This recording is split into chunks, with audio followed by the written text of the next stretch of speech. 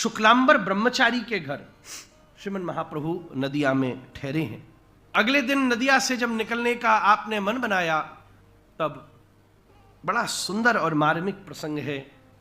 इतने विस्तार का अवकाश नहीं बना है, पर प्रातः जब शुक्लांबर ब्रह्मचारी के घर से निकले तो हजारों लोग इकट्ठे हो गए, चारों तरफ हरिध्वनि होने लगी। मानो ऐसा लगता था कि महाप्रभु अब दोबारा कभी नवद्वीप नहीं आएंगे, और सच में नहीं आए।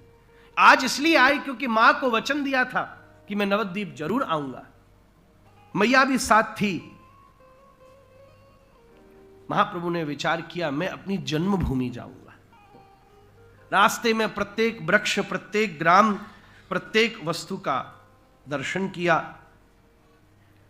ठीक घर के पास पहुंचे तो 18 वर्ष की मलिन से वस्त्र धारण की हुई मंगलमयी श्री विष्णु प्रिया देवी घर के बाहर खड़ी थी। वैसे तो सन्यास धर्म में पुनरपि किसी भी स्त्री का ही और गृहिणी का तो विशेष दर्शन की कोई मर्यादा ही नहीं है। फिर स्काई बात का क्रम। महाप्रभु ने उनकी तरफ दृष्टि नहीं करी, घर के अंदर भी प्रवेश नहीं किया, द्वार पर खड़े रहे। पर उसी समय श्री विष्णु प्रिया देवी अपने आप को रोक न सकी और दौड़ करके श्रीमन महाप्रभु के चरणारविंदों में गिर गई। परम भाव से प्रणाम किया।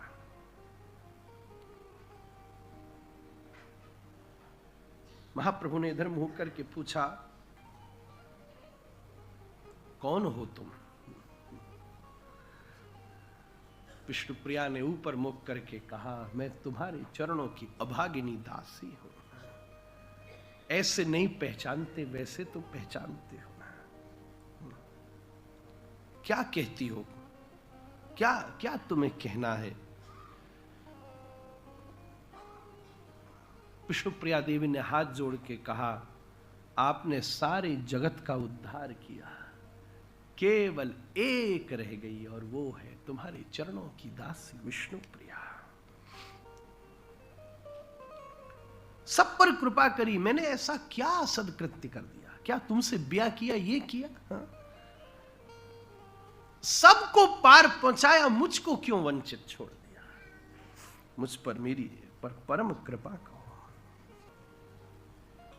हे देवी, तुम कोई साधारण स्त्री नहीं हो। मैं सच कहूं तो तुम साक्षात मेरी अधिष्ठात्री हो महाराज। मैं बाबा जी सन्यासी, तुम्हें देने के लिए अब मेरे पास कुछ नहीं है, पर फिर भी मैं एक चीज तुम्हें दे सकता हूं। विष्णुप्रिया पैर पकड़कर खड़ी थी।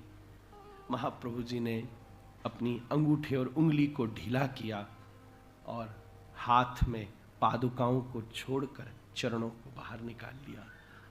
जाओ, सारी लीला मैंने करी है, पर इन सारी लीला का सार है विष्णुप्रिया मैं तुम्हें प्रदान करता हूं।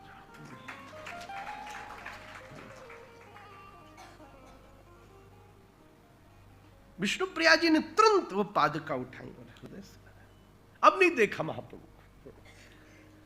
अब मेरे महाप्रभु तो मेरे पास आ गए। भगवान का स्वरूप केवल आकृति में ही थोड़ी ना होता, अनुभूति में होता है। अब नहीं मुड़ के देखा, अब तो वो ऐसे ही फिर से मुड़ी और घर के भीतर गई। तुरंत पादुका को बाहर रखा, अंदर दौड़ करके गई, जल ले आई, अपनी देहरी को फटाफट पहुंच दिया, फिर बाहर आकर उन 2 पादुकाओं को भीतर प्रवेश कराया। अब फिर से ले जा करके अपनी उसी शैया के ऊपर उन 2 पादुकाओं को लिटा करके उसका पुष्प श्रृंगार किया। मानो पादुकाओं के रूप में फिर से विष्णु ने अपने गौर सुंदर की प्राप्ति कर ली। कई लोग ये देखकर अचंभित हो गए। वो बहुत सावधानी से बोला, मुझे आज गोसाई जी कह रहे थे, कभी आप नवद्वीप आके विष्णुप्रिया चरित्र पर कहो। मैंने कहा, भाई मेरे लिए संभव नहीं है, ये अनिर्वचनीय विषय है, ये कौन करे, किसकी सामर्थ्य।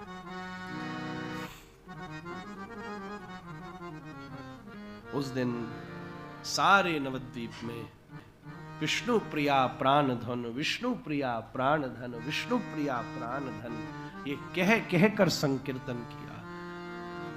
जय सचिनंदन जय गौर हरि, विष्णु प्रिया प्राण धन नदिया